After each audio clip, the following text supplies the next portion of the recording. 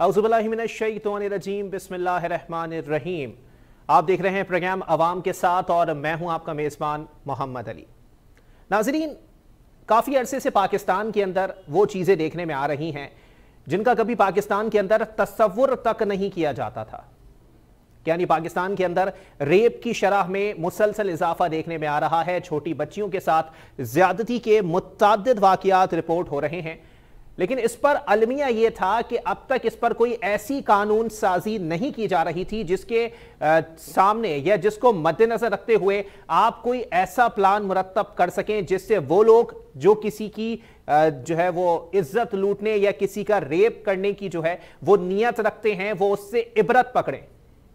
और इस पर मुतअद्दिद बार कौमी सूबाई असेंबली और सेनेट के अंदर मुतअद्दिद जो है वो इस किस्म के बिल्स पेश किए गए, लेकिन ऑपोजिशन के कुछ अरकान की जानिब से उन बिल्स की मुखालिफत की गई कि आया इस किस्म के वाकयात जो हैं वो इंसानी हुकूक की खिलाफ वर्जी उन्हें ना जाने कौन सी आंखों से दिखाई दिए, क्योंकि दिल रखने वाले, दिमाग रखने वाले और आंखों में रोशनी रखने वाले हर शख्स को इस किस्म के वाकयात और इस किस्म के वाकयात में मुलव्विस अनासिर को तख्ते-ए-दार पर सरेआम झूलता हुआ देखने की ख्वाहिश है।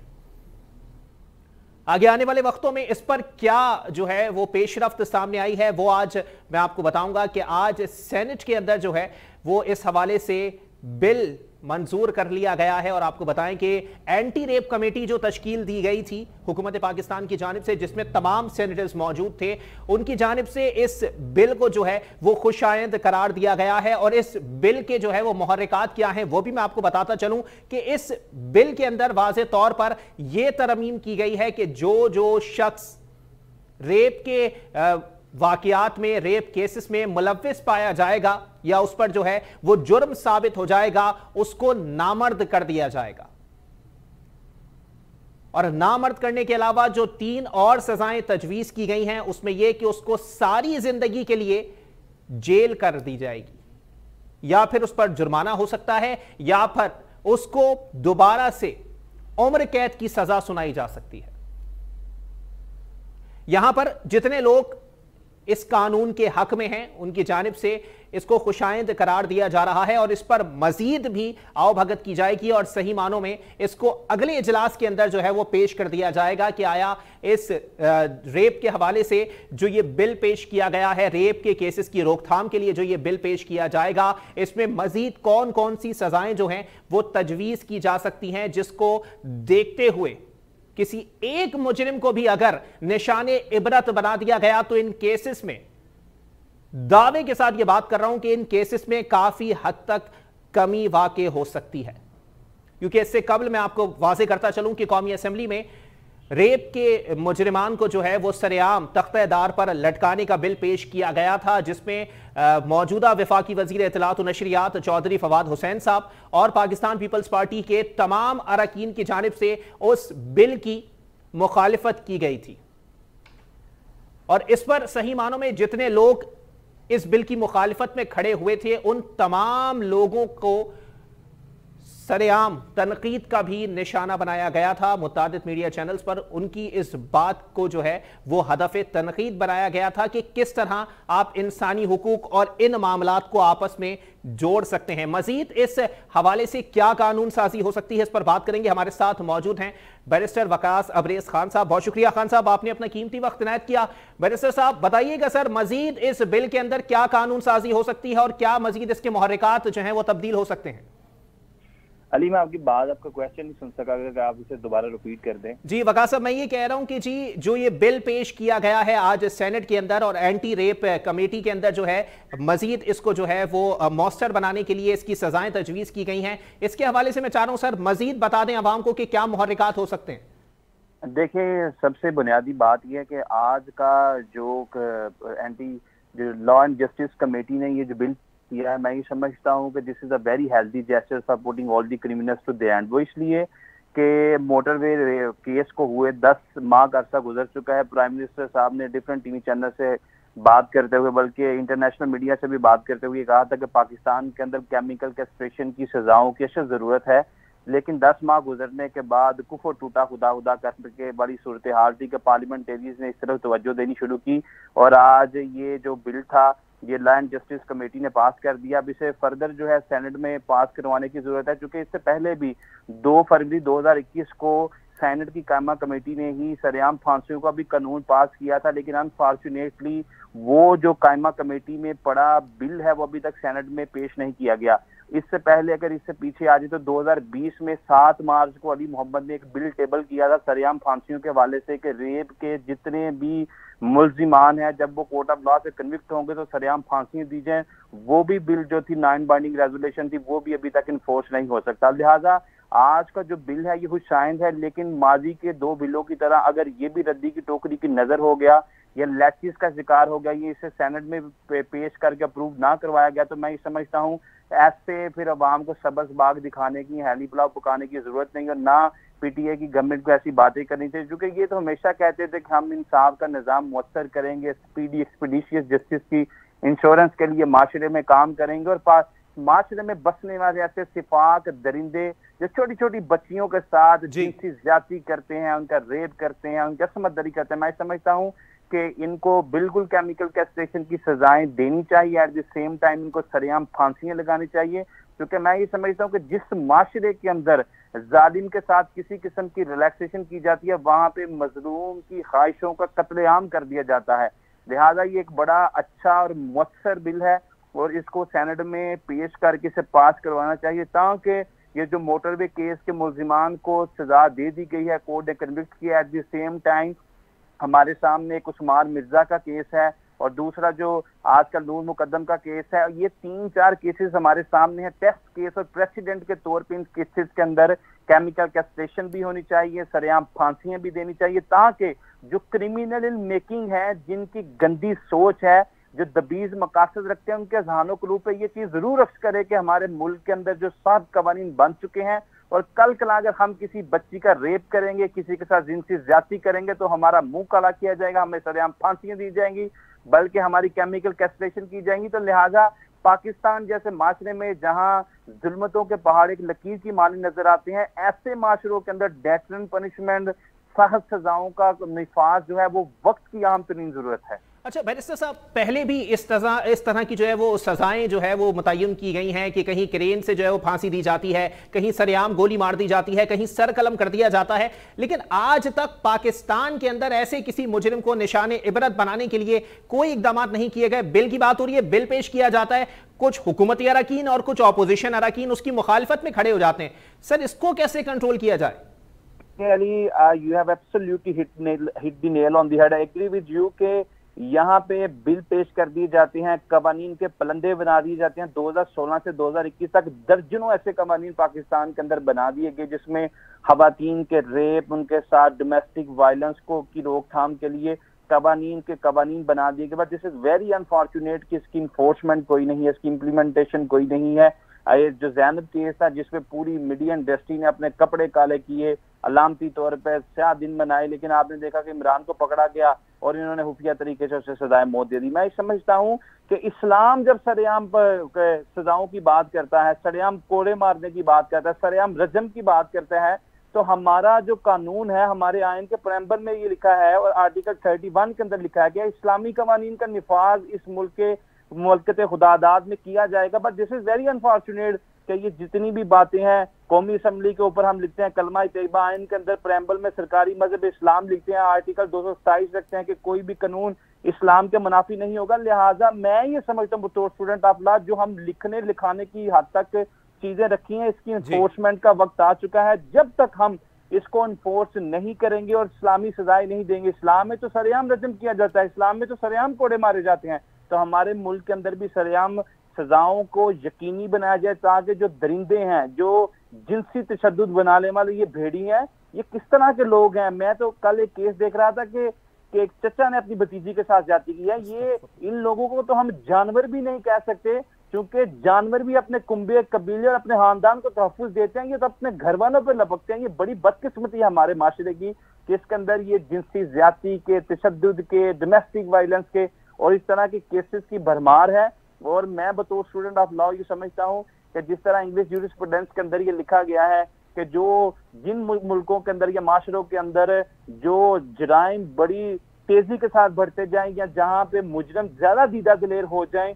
उनको इबरतनाक सजाएं दी जाएं, ताकि जो उस तरह के गंदी सोच रखने वाले लोग हैं उनको जरूर ये इम्पैक्ट और इम्प्रेशन जाए कि कल कल अगर हम भी इस तरह का रिएक्ट करेंगे तो हमारे लिए भी यार्डस्टिक अवेलेबल है। लेकिन बैरिस्टर साहब यहां पर देखें, बात दरअसल ये, मैं दो चीजों का आपस में रिलेट करता चलूं सर। कुछ अरसे कबल आपको याद होगा सर, मिलिट्री कोर्ट से जो है वो दहशतगर्दों को फांसी का फैसला आया था कि तमाम दहशतगर्दों को जो है वो फांसी दे दी जाए, जिस पर पूरी आलमी बरादरी चीख उठी थी कि जी ये इंसानी हुकूक की खिलाफ वर्जी है। अब इस किस्म के वाकयात हैं कि इस किस्म के अगर कोई मुजरिम है तो उनको जो है वो फांसी दी जाए या उनको निशाने इबरत बनाया जाए। फिर कुछ लोग जो है वो इंसानी हुकूक के मुजाहिद बन के सामने आ गए। सर कोई कानून ऐसा भी मौजूद है कि एक इंसान अगर दूसरे इंसान को इंसान नहीं समझ रहा तो उस इंसान के खिलाफ जो है वो इंसानी हुकूक अमल दरामद नहीं हो सकते?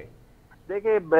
अली, आपने बड़ा एक दिलचस्प सवाल किया। मैं समझता हूं कि ये सवाल जो है पाकिस्तान के बड़े बड़े अंकल्स को भी उठाना चाहिए, जो डेली बेसिस पे इंसानी हुकूक की तर्जुमानी, गमाजी और कासी करने के लिए टीवी पे बैठते हैं। आपने बिल्कुल दुरुस्त बात की कि जो लोग छोटी छोटी बच्चियों के साथ, जो उनकी टांगों से भी छोटी बच्चियां 3-3, 4-4 साल की, उनके साथ गैर इंसानी अफाल करते हैं, उनके साथ हम किस तरह की इंसानी सजा की बात कर सकते हैं? जो बच्चियों के साथ दरिंदों से भी बदतर सलूक करते हैं, क्या हम ये एक्सपेक्ट करें कि हम इनको बड़े अच्छे तरीके से प्रोटोकॉल के साथ सजाएं दें? मैं ये समझता हूं कि इस्लाम का बड़ा एक वाज़ा प्रिंसिपल है, tooth for tooth, eye for eye, blood for blood. और जिस तरीके से जुल्म किया जाता है उसी तरह जालिम के भी उसी तरह उसको सजा देनी चाहिए, सजा को एग्जीक्यूट करना चाहिए। और पाकिस्तान की अपनी पार्लियामेंट है, हमारी अपनी नेशनल असम्बलियां, हम अपने कवानीन बनाने में मुकम्मल तौर पे आजाद हैं। हमें किसी भी एनजीओज का या किसी भी बैरूनी हाथों का बिल्कुल कोई असर या इन्फ्लुएंस कबूल नहीं करना चाहिए। और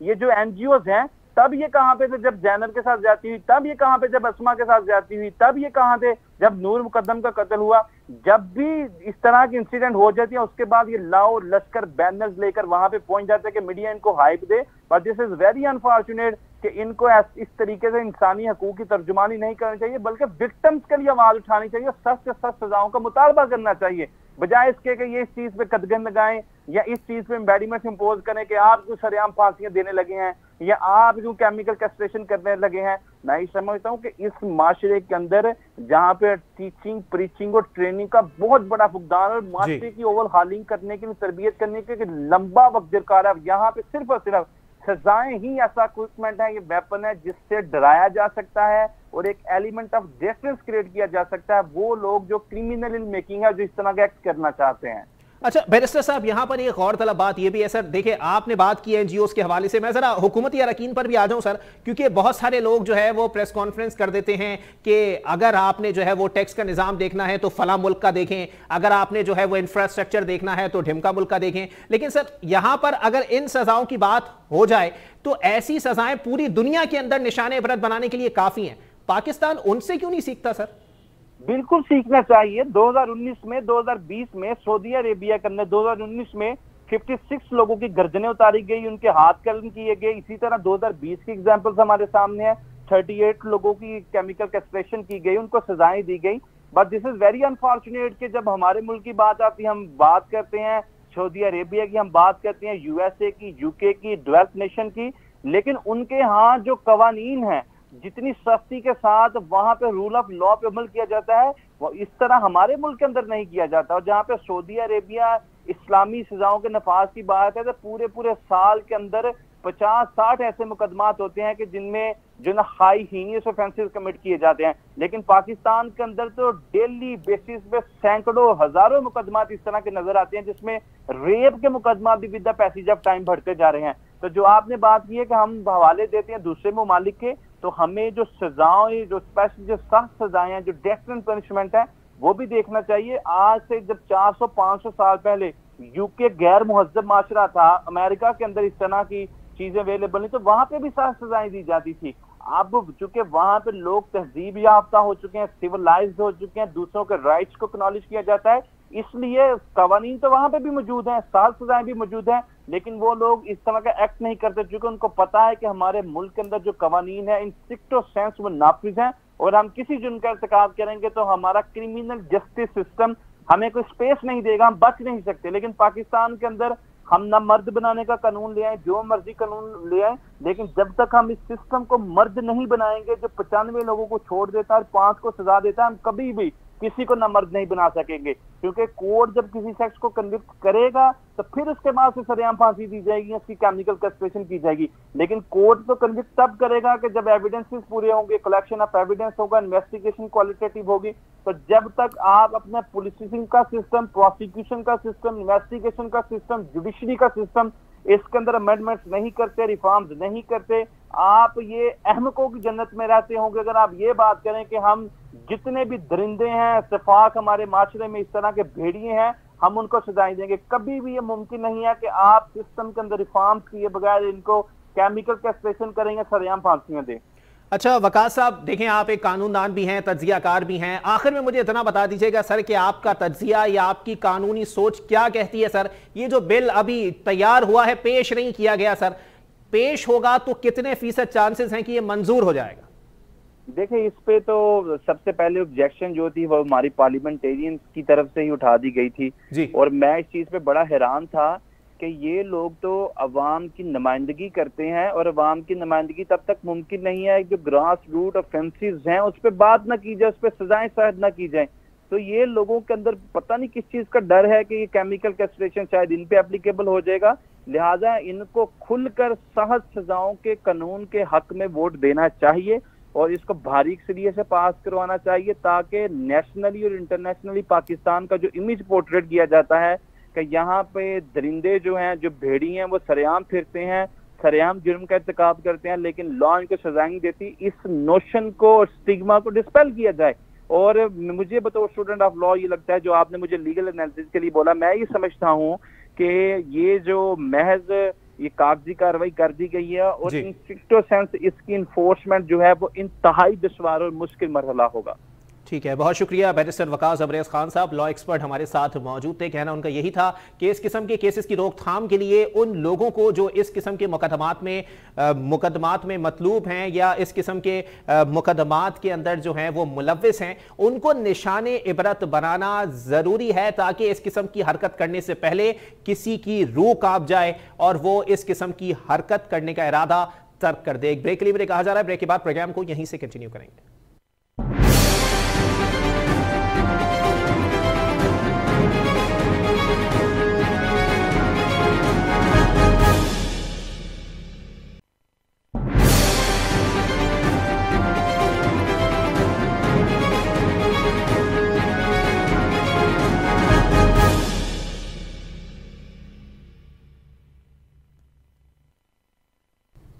वेलकम बैक नाज़रीन, प्रोग्राम के सिलसिले को आगे बढ़ाएंगे, अपने दूसरे टॉपिक की तरफ बढ़ते हैं। दयामेर भाषा डैम, सब पूरी आवाम मुंतज़िर है कि वो मंसूबा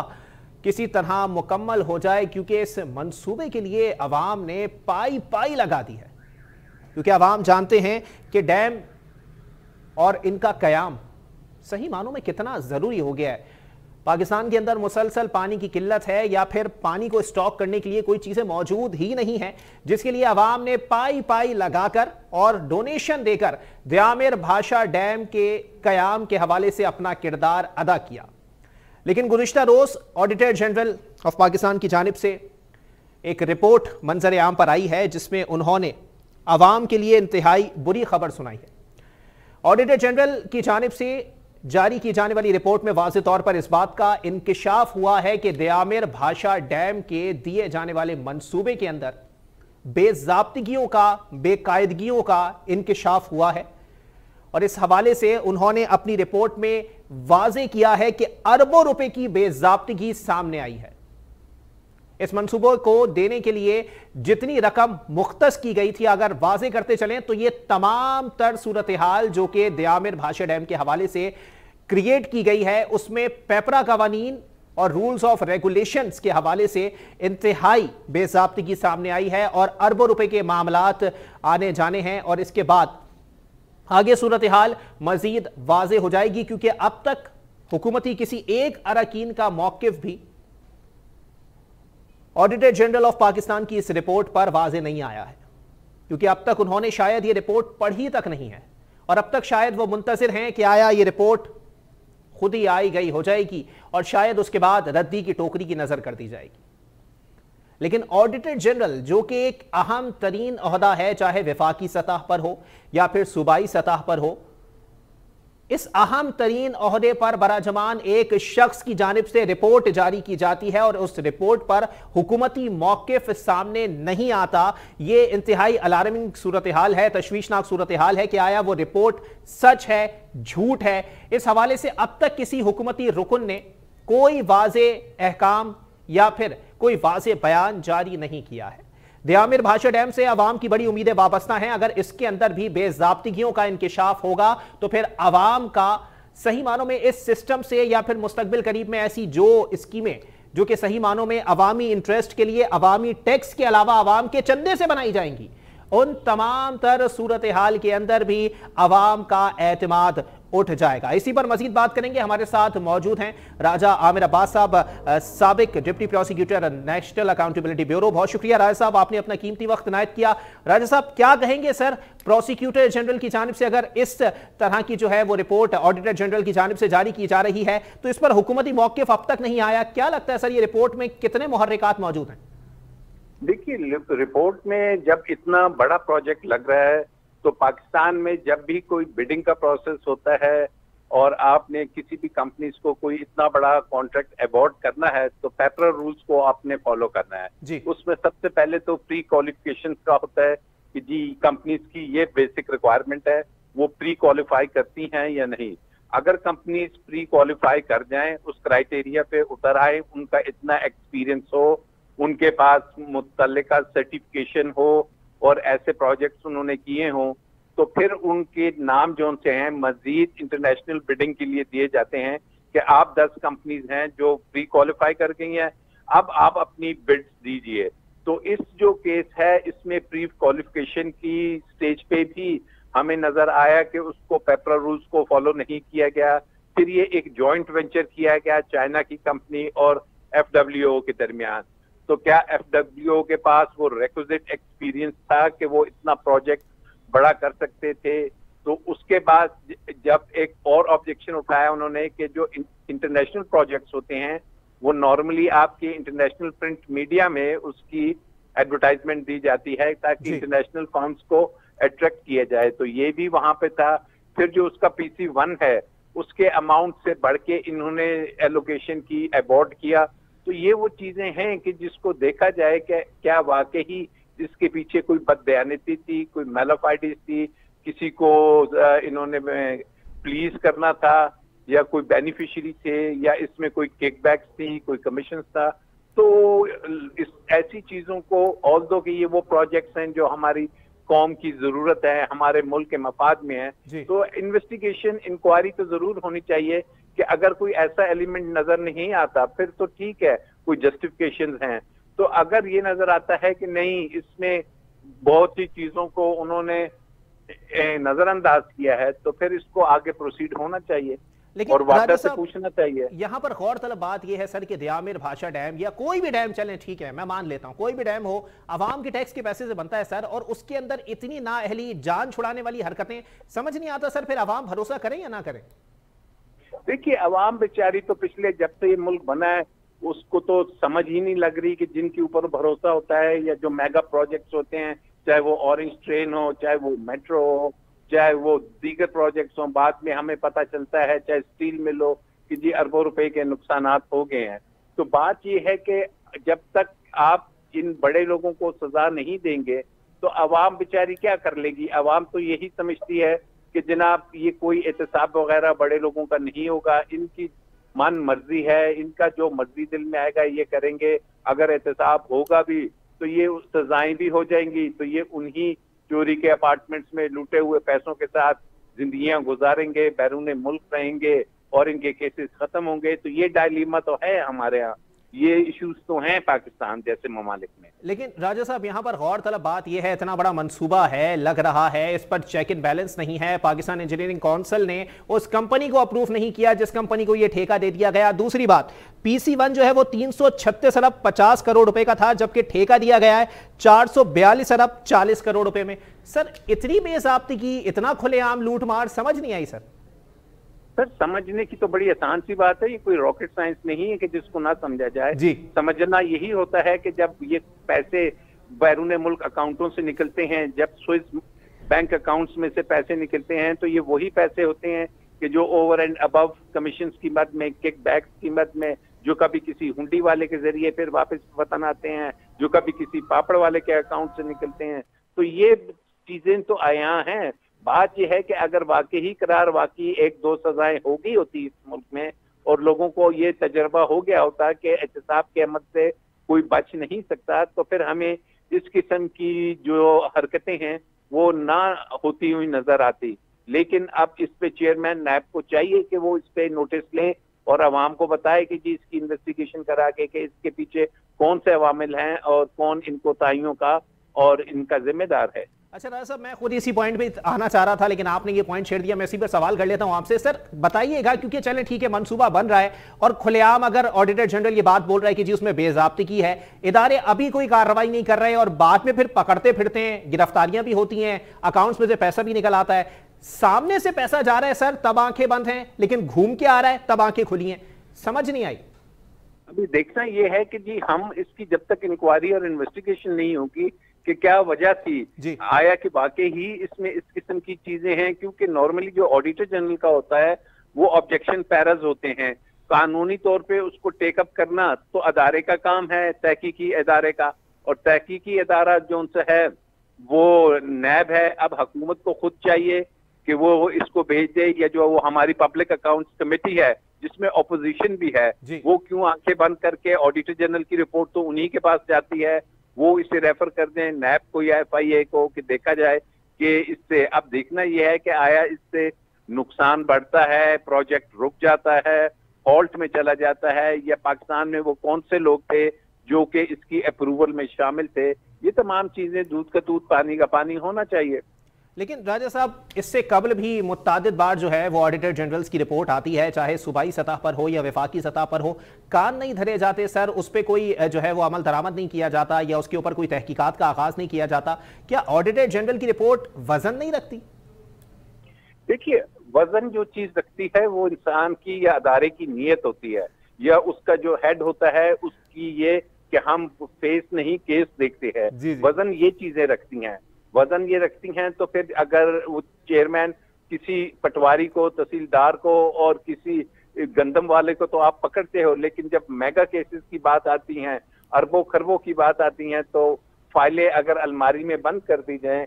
सॉरी, तो फिर वजन को क्या करना है। बात तो यही है कि अपॉइंटमेंट ऐसे लोगों की जब आप करेंगे, अब अगले माह आपका चेयरमैन नैब जा रहा है, रिटायर हो रहा है, अब देखते हैं हुकूमत कोई ऐसा मजबूत शख्स लाती है कि जो ऐसे बड़े लोगों के और ऐसे बड़े प्रोजेक्ट्स में जो अगर कोताहियां हुई हैं या फ्रॉड है उसमें, तो उसे अनर्थ करें। ठीक है, बहुत शुक्रिया राजा आमिर अब्बास साहब, साबिक प्रोसिक्यूटर नेशनल अकाउंटेबिलिटी ब्यूरो, आपने अपना इंतहाई कीमती वक्त इनायत किया। कहना उनका यही था कि जो सूरत हाल दिख रही है इसके तनाजुर में वाज़े तौर पर उन इदारों को ये रिपोर्ट भेजनी चाहिए जो कि तहकीकात के अंदर अपना किरदार अदा करते हैं और तहकीकात के बाद ही किसी नतीजे पर वो पहुंच सकते हैं। तीसरे मौजू की तरफ मैं आज बढ़ूंगा, क्योंकि आज ये मौजू इंतहाई अहमियत का हामिल होता जा रहा है। उसकी वजह दरअसल ये है कि पंजाब, सिंध और पाकिस्तान के दीगर शहरों में माइनॉरिटीज़ के हवाले से कुछ चीज़ें सामने आई हैं। इससे कबल मैं आपको बताऊं कि सियालकोट के अंदर एक मंदिर पर हमला हुआ था, जिसके बाद वहां के बहुत सारे हिंदुओं की जानिब से, हिंदू फैमिलीज़ की जानिब से वहां से माइग्रेशन की गई थी और फिर दोबारा वो फैमिलीज़ जो हैं वो वहां वापस आई हैं। आज ताज़ा वाक़या ये है कि लाहौर में रंजीत सिंह का पुतला जो है वो एक शख्स की जानिब से गिरा दिया गया है, जो कि सही मानों में शेर पंजाब उनको कहा जाता था। तारीख अगर उठा के देख ली जाए तो रंजीत सिंह को शेर पंजाब कहा जाता था। उनका पुतला वहां पर आवेजा है, लेकिन उसके बावजूद जो है वो उस पर चेक इन बैलेंस नहीं था, उस पर सिक्योरिटी मौसर नहीं थी उस जगह के ऊपर, जिसके बाद एक शख्स बाकायदा हथौड़ा और दीगर चीजें तोड़ने वाला सामान जो है वो लेकर दाखिल हुआ। उसने पूरे पुतले को तोड़ दिया है। लेकिन यहां पर मैं सिर्फ पुतले को तोड़ने की बात ना करूं, इससे आगे भी अगर बात की जाए तो जी नजरिया क्या है, क्योंकि आज जो है वो शहबाज गिल साहब की जानिब से एक स्टेटमेंट दिया गया है ऐसी तमाम तर सूरत हाल के ऊपर। उन्होंने कहा कि ये पाकिस्तान का जो माइनॉरिटीज के हवाले से मस्बत तशख्खुस है उसको मजरू करने या उसको मस्ख करने की बाकायदा साजिश की जा रही है, और इस पर हमारे उलमाए कराम को देखना चाहिए, क्योंकि हमारा आइन, हमारा इस्लाम और सही मारों में हमारा पाकिस्तान का नजरिया इस बात की इजाजत देता है कि माइनॉरिटीज इस पूरे मुल्क के अंदर खुली फिजा में बासानी सांस ले सकें, उनको यहां पर किसी भी किस्म का खतरा मौजूद ना हो। जो कि दीगर ममालिक की अगर मैं बात करूं तो हमारे पड़ोसी ममालिक में भी इस किस्म के वाकयात देखने में आते हैं कि कभी बेटी के सामने मुसलमान बाप को जो है वो तशद्दुद का निशाना बनाया जाता है, कभी सरेआम जो है वो आरएसएस नजरिया जो कि हिंदुत्वा एक नजरिया है उसको पाया तकमील तक पहुंचाते हुए सरेआम किसी को कत्ल कर दिया जाता है। लेकिन यहां पाकिस्तान के अंदर खुदा का लाख लाख शुक्र है कि किस्म के वाकयात काफी हद तक कम हैं, और इन वाकयात को मजीद महदूद करने के लिए भी इकदामात की वाज़े तौर पर जरूरत है, क्योंकि दुनिया जानती है कि इस्लामी जमहूरिया पाकिस्तान का जो परचम है उसका सफेद हिस्सा माइनॉरिटीज को रिप्रेजेंट करता है, जो बताता है कि मुल्क के अंदर माइनॉरिटीज मौजूद हैं और माइनॉरिटीज के लिए आवाज उठाने वाली हुकूक और उनके जो है वो सही मानों में तमाम तर सूरत हाल को कंट्रोल करने, उनको मजहबी आजादी दिलाने और उनको जो मसाइल दरपेश हैं उनके तदारुक के लिए तंजीमें मौजूद हैं, डिपार्टमेंट्स मौजूद हैं। लेकिन उस तरह का जो है वो मामला अब यहां दिखाई नहीं देता, बल्कि उसके बरक्स चीज ये दिखाई दी है कि आज एक शख्स की जानिब से जिसे लाहौर पुलिस ने वाज़े तौर पर गिरफ्तार किया है और उसको जो है वो जेल की सलाखों के पीछे डाल दिया गया है। ये तमाम तर सूरत हाल देखने में आई है। इससे कबल जो है वो मैं आपको बता चुका हूं कि सियालकोट के अंदर जो है वो मंदिर पर हमला हुआ था। उससे कबल सिंध का एक वाकया पेश आया था कि रस्ते में रोक कर एक बाअसर शख्सियत ने जो है वो एक हिंदू की तजलील की थी, एक माइनॉरिटी के रुकन की तजलील की थी और उसके बाद वहां से वो रवाना हो गए थे। यानी ये तमाम तर सूरत हाल सरकारी, और मैं आपको यह भी बताता चलूं कि जो ताकतवर शख्सियात अपने आप को समझते हैं, जो कि सो कॉल्ड ताकतवर शख्सियात हैं, उनकी जानिब से भी देखने में आ रही है। और अब आप देख सकते हैं ये फुटेज, ये लाहौर की फुटेज है, रंजीत सिंह के पुतले को किस तरह से ये शख्स तोड़ रहा है, लेकिन इंतजामिया का कोई रुकन तब तक आगे नहीं आया और ये पुतला जो है वो गिरा दिया गया है। लेकिन इस पर पाकिस्तान तहरीक इंसाफ के नुमाइंदों से हमने बात करने की कोशिश की थी, लेकिन उनकी जानिब से इस पर मौकिफ नहीं दिया गया, क्योंकि ये सूरत हाल जो है वो शायद उनके भी बस से बाहर दिखाई देती है। ये जो मामलात हैं इसको नजरिए के तौर पर लिया जाए कि आया ये कौन सा नजरिया है और इस नजरिए को पनपने के लिए या इस नजरिए को फरोग देने के लिए कौन सी कुव्वतें पाकिस्तान में काम कर रही हैं, ये देखना इंतहाई जरूरी है। आपको इससे कबल मैं बताता चलूं कि मीडिया से ही ताल्लुक रखने वाले एक सिख एंकर हमारे साथी, उनके भी भाई को जो है वो सिख होने पर कत्ल किया गया था, लेकिन इस तमाम तर सूरत हाल को बाद में कंट्रोल किया गया और वो शख्स जिसने उनके भाई को कत्ल किया था उनको भी जो है वो कानून के कठेरे में लाया जाएगा। मैं यहां पर उन तमाम तर इंतजामिया, उन हुकूमती अरकान को अप्रिशिएट करना चाहता हूं कि अगर इस तरह का नजरिया कहीं पनपता है और उसको मीडिया पर हाईलाइट किया जाता है तो उसके तदारुक के लिए बेहतर इंतजामात, बेहतर एक्शन लिया जाता है, जिसके तनाजुर में आप वाज़े तौर पर देख सकते हैं कि जी इस किस्म के वाकयात की रोकथाम के लिए भी फौरन पंजाब पुलिस की जानिब से एक्शन लिया गया और इस शख्स को गिरफ्तार करके लॉकअप कर दिया गया है और बताया यह जा रहा है कि इसके खिलाफ अब बाकायदा मुकदमा चलाया जाएगा, इसको अदालत में पेश किया जाएगा और जो सजा इसकी बनती है वो इसको फौरी तौर पर दी जाएगी। यहां पर हुकूमती अरकान, अगर शहबाज गिल साहब ने यह स्टेटमेंट दिया है, मैं इस स्टेटमेंट को जो है वो सेकंड करूंगा कि शहबाज गिल साहब का यह स्टेटमेंट 100% दुरुस्त है कि शहबाज गिल साहब फरमा रहे हैं कि यह पाकिस्तान का मस्बत तशख्खुस है माइनॉरिटीज के हवाले से कि यहां पर मुसलमान हो, हिंदू हो, सिख हो, सब में भाईचारा मौजूद है, सब एक साथ रहते हैं, कोई किसी के लिए नफरत नहीं रखता है। अगर ऐसा है तो उसके तदारुक के लिए, उसकी जहन साजी के लिए जो है वो वाज़े तौर पर इकदामात किए जाते हैं, मीडिया पर ऐसे प्रोग्राम्स नशर किए जाते हैं, मीडिया एंकर्स जो है वो उनकी जहन साजी के लिए अपना किरदार अदा करते हैं, क्योंकि वाज़े तौर पर यही हमारे हुजूर अकरम सल्लल्लाहु अलैहि वसल्लम की सुन्नत है कि वो उन लोगों से भी मोहब्बत किया करते थे या उन लोगों के लिए भी बद्दुआ नहीं फरमाया करते थे, उन लोगों के लिए भी दुआ किया करते थे